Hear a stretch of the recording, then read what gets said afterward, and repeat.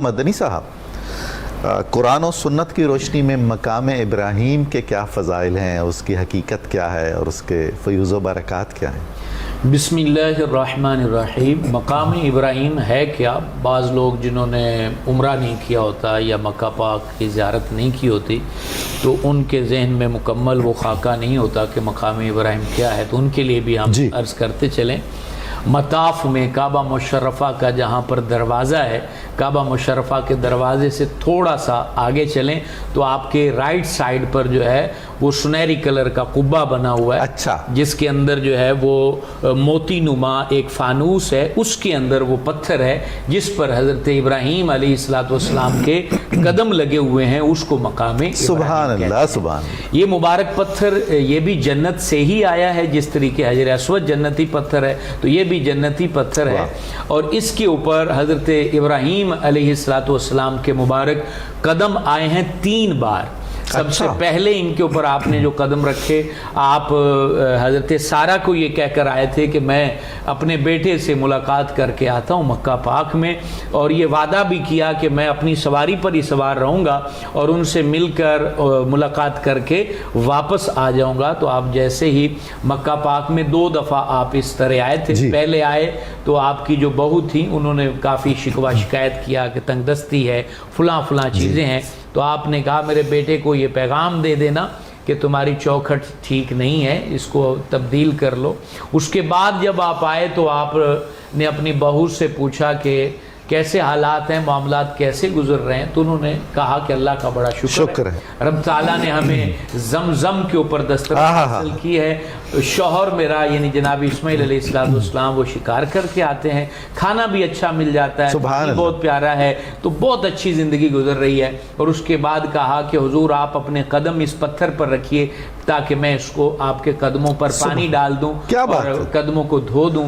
تو جس پتھر کو حضرت اسماعیل کی زوجہ نے پیش کیا اور اس پر حضرت ابراہیم نے پاؤں رکھے تھے، وہ یہی پتھر تھا جو مقام ابراہیم پر لگا ہوا ہے۔ اور اس کے بعد جب آپ نے اپنے بیٹے کے ہمراہ مل کر کعبہ مشرفہ کی تعمیر کی، اس کے بعد جب آپ واپس جانے لگے تھے تو آپ نے کہا تھا کہ میرے بیٹے سے یہ کہنا کہ تمہاری چوکھٹ بہت برکت والی ہے اور اس کو سنبھال کے رکھیں، اس کا خیال کریں۔ تو اس میں اشارہ یہی تھا کہ تمہاری زوجہ شکر گزار ہے، پاک باز ہے، نیک ہے، تو اس کا احترام کریں، اس کا خیال رکھیں۔ اور پھر جب آپ نے کعبہ مشرفہ کی تعمیر فرمائی تو اسی پتھر پر آپ کھڑے ہوئے تھے، اور آپ پتھر اٹھا کے جب دیوار پر رکھتے تھے، دیوار اونچی ہوتی تھی تو یہ مقام ابراہیم والا جو پتھر ہے یہ اونچا ہوتا چلا جاتا تھا اور یہ ساتھ ساتھ اٹھتا جاتا تھا۔ جیسے آج کل ہم گو لگاتے ہیں بانسوں کی یا لوہے کی، تو اس طور پہ یہ کام کرتا تھا، اور پتھر کے اندر نرمی آ جاتی تھی، یعنی حضرت ابراہیم کے جو تلوے مبارک تھے وہ اس میں ایسے دب جاتے تھے جیسے فوم پر جو ہے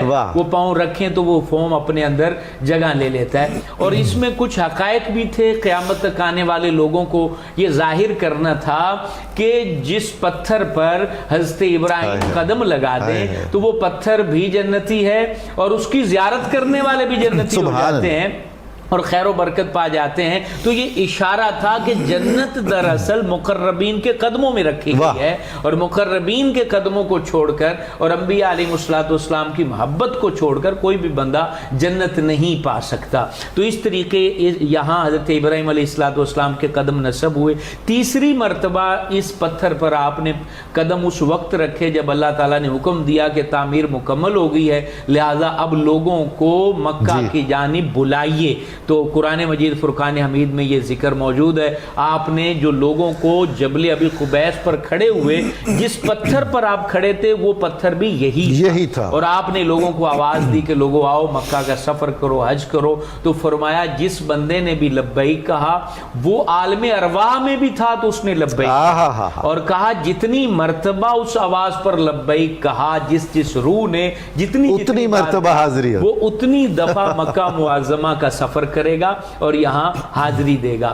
اب اس کے بعد حضور فخر عالم جانے کائنات صلی اللہ علیہ وآلہ وسلم کے زمانہ مقدسہ میں حضرت جبرائیل نے یہ سب کچھ حضور علیہ السلام تک پیغام پہنچایا۔ تو آپ نے جب حج کے موقع پر مقام ابراہیم کی فضیلت بیان کی تو حضرت عمر نے کہا کہ حضور جب ہم طواف کر کے طواف کے 2 نفل پڑھتے ہیں تو کیوں نہ مقام ابراہیم کے پیچھے کھڑے ہو کر ہم پڑھ لیں. اتنی فضیلت اس کی ہے. تو حضور علیہ الصلوۃ والسلام چونکہ جب تک وحی نہیں اترتی آپ کلام نہیں فرماتے, آپ نے کہا کہ ہم انتظار کرتے ہیں. تو پھر اللہ تعالیٰ نے سورہ بقرہ کی وہ آیت مبارکہ وَاتَّخِذُوا مِن مَقَامِ إِبْرَاهِيمَ مُصَلًّى کہ حضرت ابراہیم کے مقام کو اپنی نماز پڑھنے کی جگہ بناؤ.